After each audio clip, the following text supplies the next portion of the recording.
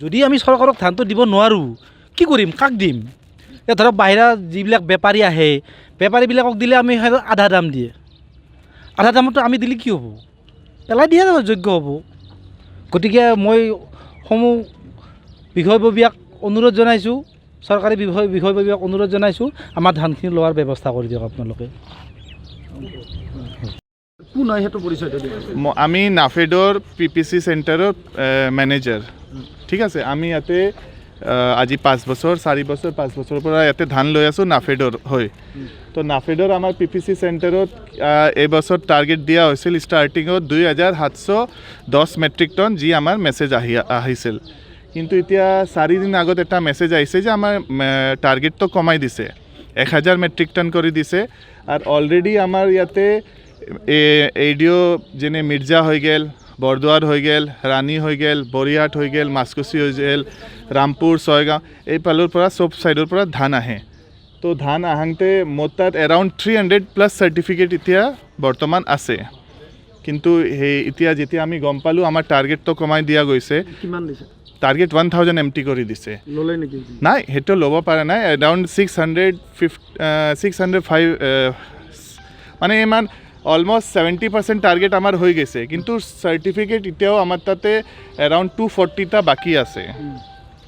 তো সেইখিনি চাৰ্টিফিকেট আমি এতিয়া আৰু হয় ঘূৰাই দিব লাগিব, নহ'লে সেইখিনি আমি আৰু ধান ল'ব নোৱাৰিম, কাৰণ টাৰ্গেটৰ ওপৰত আমি ল'ব নোৱাৰিম। এইটো অৰ্ডাৰটো আপোনাক কোনে দিছে? আমাৰ অৰ্ডাৰ মানে এই লেটাৰটো আমাৰ আহিছে ছাপ্লাই ডিপাৰ্টমেণ্টৰ পৰা। আগতো তেওঁলোকৰ পৰা আহিছে? আগতো আমাৰ নাফেড অফিচৰ পৰা আহিছিল 2710 মেট্ৰিক টন। এই 10,000টো ক'ৰ পৰা? 10,000 নহয়, 2710 মেট্ৰিক টন। 1000টো ক'ৰ পৰা? এইটো ছাপ্লাই ডিপাৰ্টমেণ্টৰ পৰা লেটাৰ আহিছে। পিছত মানে 4 দিন আগত। আপোনালোকে এই কথা কৈছেনে যে এই যে কৃষকসকল যে অসুবিধাৰ সন্মুখীন? এইটো মইতো সেইকাৰণে আজি যে আপুনি কৃষকসকলক সুধিলক, মই এখেতক সেয়ে কৈ আছোঁ যে আমি এইখিনি নিজে এতিয়া গম পাইছোঁ, তো এইখিনি আমি মিলি পেলাই ছল্ভ কৰিব লাগিব। আমি DC অফিচত যাই পেলাই লেটাৰ দিব লাগিব, ছাপ্লাই অফিচত দিব লাগিব, CM ছাৰত দিব লাগে, চিফ ছেক্ৰেটাৰী য'ত দিব। আমাৰ নাফেডত আমি সুধিছোঁ, তো তেওঁলোকে কৈছে আমি এইখিনি কথা একো গম নাপাওঁ যে কাই কমাইছে কি কমাইছে। মানে তেখেতে একো গম নাপায় যে কাই কমাই দিছে কি কমাই দিছে, নলেজ নাই। তো কথা সেই এতিয়া এই চব মিলি পেলাই ছল্ভ কৰিব লাগিব। আৰু চবখিনি এতিয়া ধৰক মিৰ্জা ADO আছে আমাৰ, ঠিক আছে, তাৰপিছত বৰদোৱাৰৰ আছে, ৰামপুৰৰ আছে, ছয়গাঁৱৰ আছে, ৰাণী আছে, চব ইয়াতে লাগি আছে। কিন্তু প্ৰব্লেমটো এতিয়া আজি 4 দিন হ'ল, ছল্ভ হ'ব, কিন্তু কিমান টাইম লয় সেইটো আমি এতিয়া সেইটো ক'ব নোৱাৰিম। মানে আপোনালোকেও মানি লৈছে যে তেখেতসকল অসুবিধাৰ সন্মুখীন হ'ব খেতিয়কখিনি? এইটোতো চাওক, যদি টাৰ্গেট নবঢ়াই অলৰেডি এইটো হ'বই প্ৰব্লেম। আৰু যদি যোৱাবাৰ যিখিনি লৈছিলে তাতকৈ কমি গ'লতো। যোৱাবাৰততো মানে চাওক, যোৱাবাৰ 3000 MT আছিল, তো অলৰেডি ষ্টাৰ্টিঙত অলপ কমাই দিছিল, কাৰণ সেইটো ডিপাৰ্টমেণ্টৰ কথা। কিন্তু আৰু যে কাটি দিলা, আৰু যদি আমি ষ্টাৰ্টিঙতে গম পালোঁ হয় যে আমাৰ টাৰ্গেট 1000 আছে, তেতিয়া আমি ADO-বিলাককো ক'লোঁ হয় যে চাৰ্টিফিকেট আৰু নপঠাব, আমি 100টা চাৰ্টিফিকেট ৰাখিলোঁ হয়, তাতে চব ধান লোৱা গ'ল হয়। কিন্তু এতিয়া চাৰ্টিফিকেট আমাৰ তাত হৈ গ'ল ছাৰপ্লাছ, 300 চাৰ্টিফিকেট হৈ গ'ল। তো সেইটো আৰু এতিয়া আমি টাৰ্গেটৰ ওপৰততো ল'ব নোৱাৰিম না। এইটো অকল ইয়াতে হৈছে নে গোটেই ৰাজ্যত জুৰি? গোটেই ৰাজ্যত সেইটো আমি ক'ব নোৱাৰিম না, সেইটোতো মই জানো, বেলেগততো মই আৰু কেনেকৈ ক'ম। কিন্তু আমাৰ ইয়াতে যেনে বাকী ডিপাৰ্টমেণ্টৰ কোনো কাটা নাই। AFCLৰ যে চেণ্টাৰ আছে আমাৰ বৰিহাট না ক'ত আছে, ধূপগুৰিত এটা চেণ্টাৰ আছে, তাতে কাটা নাই। তাতে 2000 MT আছে, তো 2000 MT আছে। ইয়াত কিহৰ কাৰণে কাটিলে সেইটো মই কেনেকৈ ক'ম, সেইটোতো মই ক'ব নোৱাৰোঁ। এতিয়া মই ইয়াতে ধান লৈ আছোঁ, যে আহি পেলাই কিবা কাটি দিলা, কি কাটি, সেইটোতো ডিপাৰ্টমেণ্টে জানিব, আমি কেনেকৈ জানিম, সেই কথা। ঠিক আছে, অ'কে, থেংক ইউ। তেওঁলোকক অলপ সহযোগিতা কৰি যদি আমি কিহৰ কাৰণে আচলতে আপোনালোকে দিব পৰা নাই? তাৰমানে আমি ইয়াত আহি গম পালোঁ, আমাৰ প্ৰথমতে আমি যি এই মানে এগ্ৰিকালচাৰ অফিচ মিৰ্জা, তাৰ পৰা আমি চাৰ্টিফিকেট ল'লোঁ। চাৰ্টিফিকেট লৈ আমি তেখেতসকলে আমাক মাতিলে, চাৰ্টিফিকেটবিলাক আমাৰ জমা ল'লে। জমা লোৱাৰ পিছত আমাক ধান ল'ব, মানে চিৰিয়েলি ধান ল'ব। এতিয়া ধৰক কোনোবাৰ হয়তো 40 নম্বৰ পৰিছে, কাৰোবাৰ 50 নম্বৰ, কাৰোবাৰ কিবা নম্বৰ পৰিছে, সেইমতে 40 নম্বৰলৈ ধান তেওঁলোকে লোৱা আমি গম পাওঁ।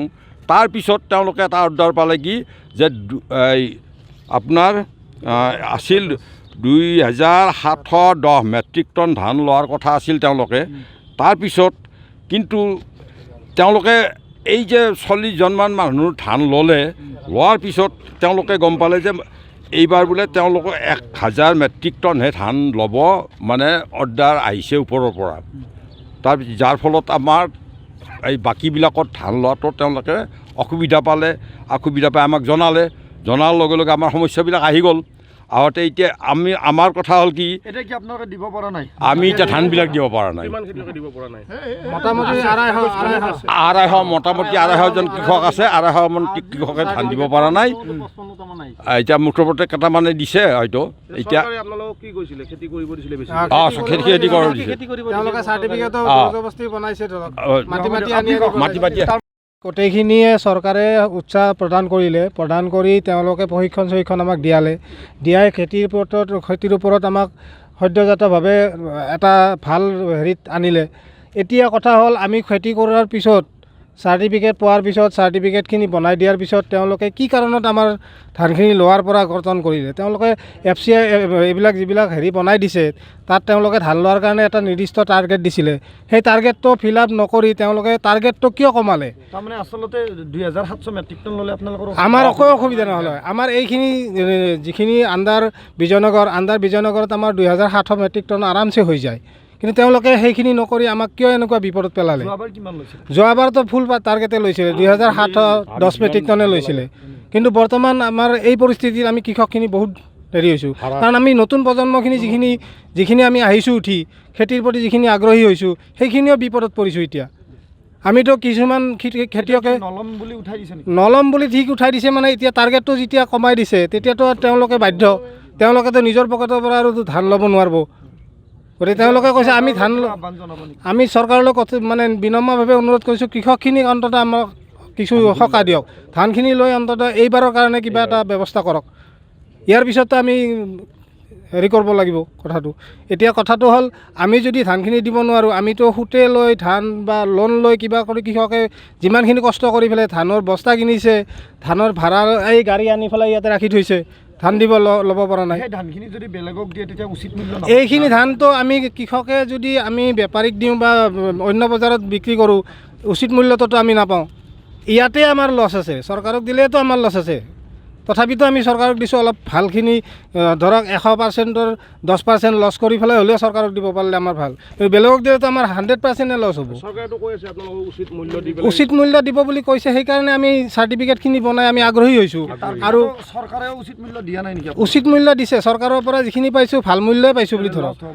নাই, তাতেও আমাৰ যদি সমূহীয়াভাৱে চাব যায়, খেতিখিনি কৰিলে আমাৰ যিখিনি খৰচ হয় তাত আমাৰ বেছি প্ৰফিট নহয় চৰকাৰতো বেছি প্ৰফিট নহয়। আৰু পইচাটো পাওঁতে বা আমাৰ কিছুমান তাতে এনেকুৱা আছে, এক্সেছৰিজখিনি যিখিনি আছে, এই বস্তা কিনিব লাগিল, গাড়ী ভাড়া দিব লাগিল, আৰু আমি লেবাৰ চাৰ্জ আছে, এইবিলাক যদি গটিয়াব যাওঁ তেতিয়াহ'লে হয়তো আমাৰ প্ৰফিটটো নহয়ে, মূলটো চৰকাৰক দিলে অন্ততঃ কমচে কম আমি মূলটো পাওঁ। কিন্তু চৰকাৰক নিদি যদি আমি অন্য বজাৰত দিব লগা হয়, আমিতো কৃষক বহুত লছত পৰি যাম।